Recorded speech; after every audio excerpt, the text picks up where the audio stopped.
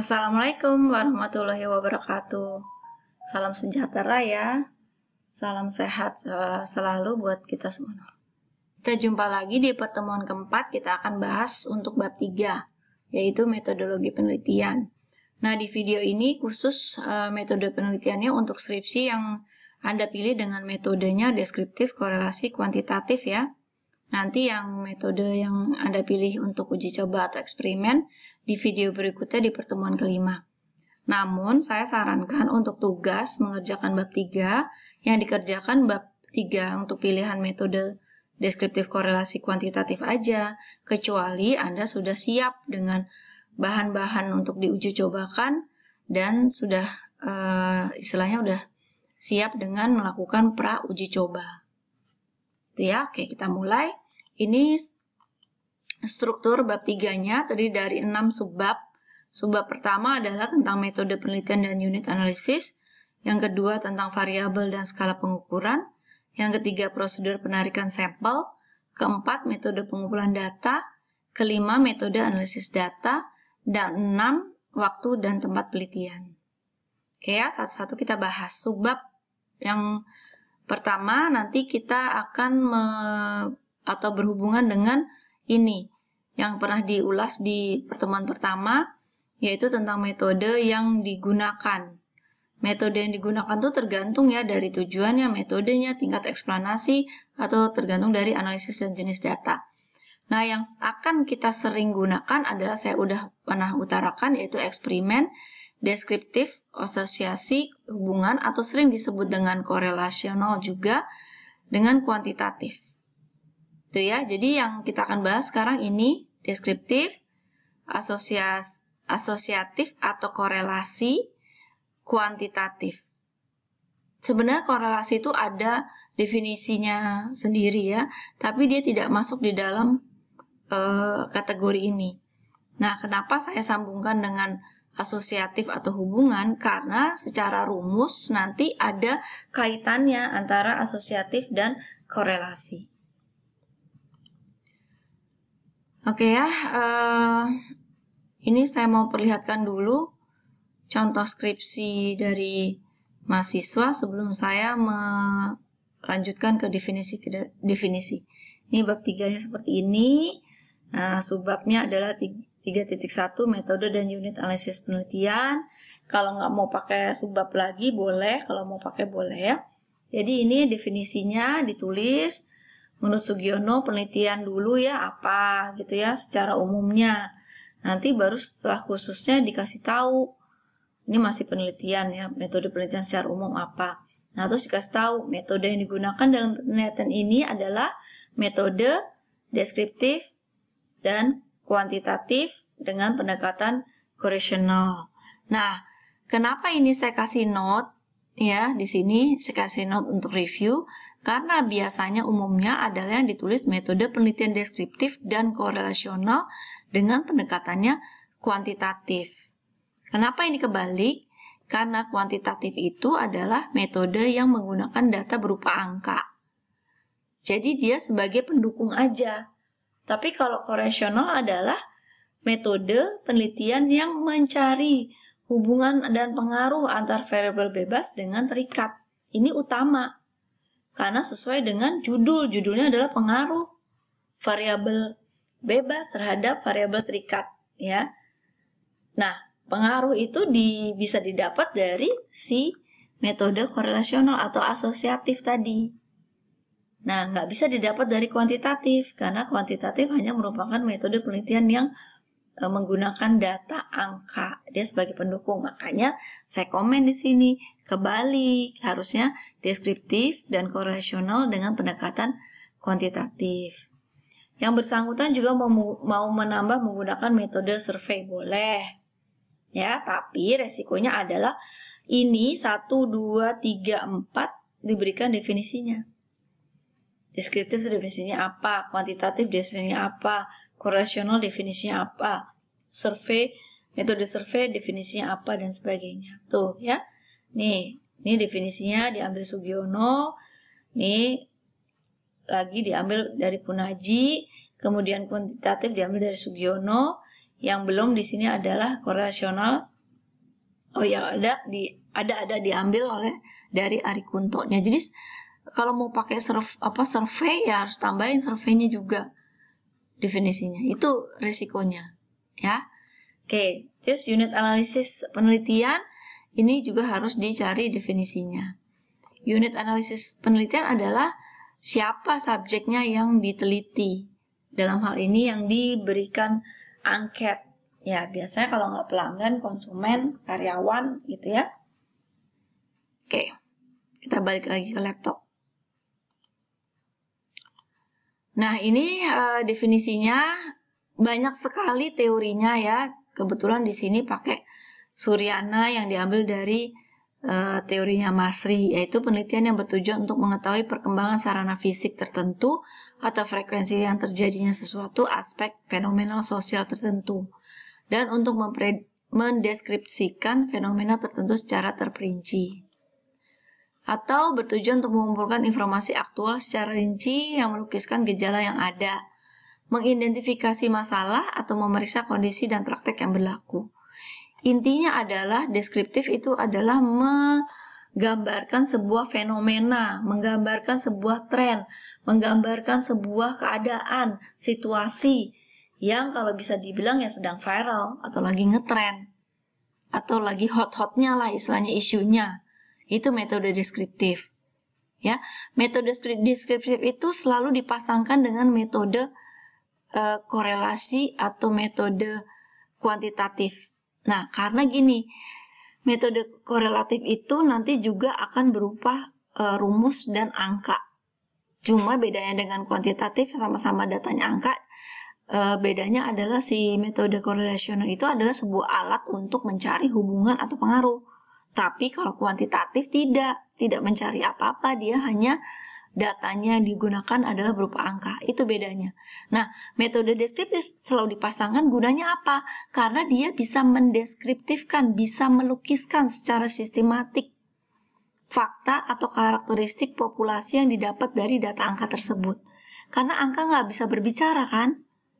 Nah, makanya dibiarkan bisa bicara dengan metode deskriptif. Gitu ya, dan dia ada metode deskriptif gunanya juga untuk menganalisis.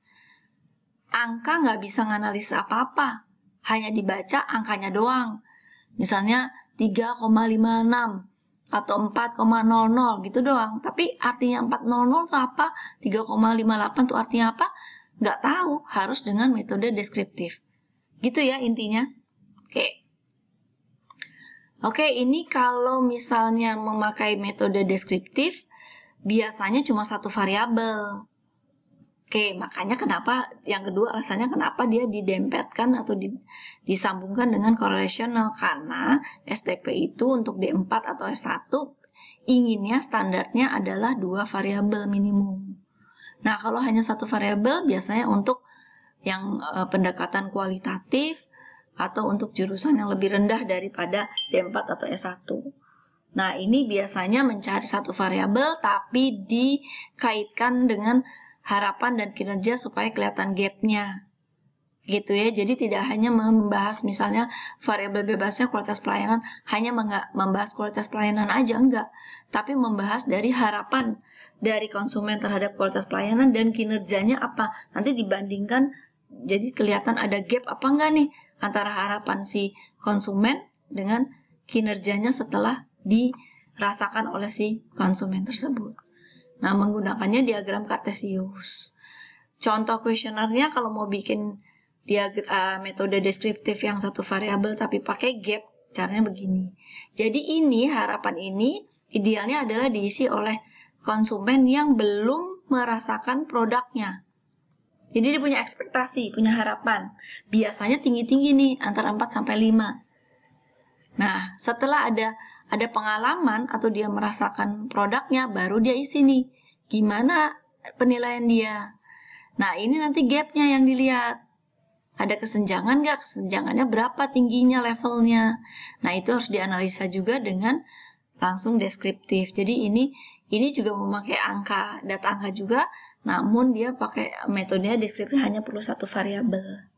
Itu hanya contoh aja ya, kalau nanti berkeinginan nggak mau pakai judul pengaruh, tapi maunya analisis aja, pakai satu variabel, tapi biar bagus atau biar baik nilainya di sidang, pakai teori gap ya. Tuh, dan mengolah datanya nanti pakai diagram Cartesius. Contohnya kayak gini. Jadi nanti kalau udah hitungin gapnya, ketahuan nih pernyataan nomor 4 ada di mana, di range yang mana, yang pertanyaan yang 1 ada di range mana, dan seterusnya. Oke ya, nanti ada analisisnya. Kalau ada di range ini, berarti prestasinya baik. Kalau ada di range ini, berarti menjadi prioritas utama atau konsentrasi dari si perusahaan tersebut. Kalau ada di sini ternyata si pernyataan di kualitas pelayanan itu menjadi prioritas rendah yang tidak diperhatikan oleh si perusahaan. Nah, kalau yang ini dianggap berlebihan, menjadi fokus perusahaan, tapi sebenarnya si konsumen tidak butuh pelayanan yang ada di sini. Gitu ya, kira-kira seperti itu analisisnya. Nanti harus dipelajari lagi khusus kalau memang lebih tertarik dengan pembimbing ya. Oke, metode korelasional yang tadi saya sebut-sebut dihubungkan dengan asosiatif ya. Nah, korelasional itu adalah suatu penelitian yang untuk mengetahui hubungan dan tingkat hubungan antara dua variabel atau lebih. Oke, ya. Nah, ada lagi yang di sini bilang meneliti sejauh mana variabel pada satu faktor yang berkaitan dengan variasi pada faktor yang lain. Hanya dua variabel yang dihubungkan maka disebut korelasi sederhana. Kalau ada lebih dari dua yang dihubungkan, maka namanya korelasi berganda. Korelasi itu kenapa dibilang hubungan? Karena bahasa Inggris correlation, hubungan, ya. Gitu. Oke, sama ya. Ini hanya tadi ininya aja, programnya pakai korelasi Pearson Product Moment atau korelasi rank Spearman, itu nanti ada di program SPSS. Kemudian unit analisis tadi seperti contoh deskripsi, yaitu adalah unit yang diamati yang akan dijelaskan serta merupakan objek penelitian yang dapat berupa individu, perorangan, kelompok, organisasi, masyarakat, hasil karya manusia, instansi, dan sebagainya. Yang intinya adalah subjek yang diteliti, yang diberikan angket ya, atau di checklist oleh si peneliti. Oke, subbab yang kedua yaitu variabel dan skala pengukuran. Variabel dalam penelitian itu ada macam-macam ya. Ada variabel bebas, ada terikat, moderating, intervening, dan kontrol. Yang akan kita sering pakai nanti di D4S1 adalah bebas terikat. Kalau mau nanti pakai moderating, intervening, biasanya nanti di jenjang kuliah yang berikutnya atau S2 atau S3. Nah, variabel kontrol biasa dipakai untuk uji coba sebagai produk utamanya yang mau disubstitusikan gitu ya. Oke, variabel bebas gampang. Pokoknya ingat aja variabel yang bisa mempengaruhi. Kalau variabel terikat yang bisa dipengaruhi, kebalikannya. Oke, moderating adalah variabel yang mempengaruhi baik itu memperkuat atau memperlemah hubungan antara variabel bebas dan terikat.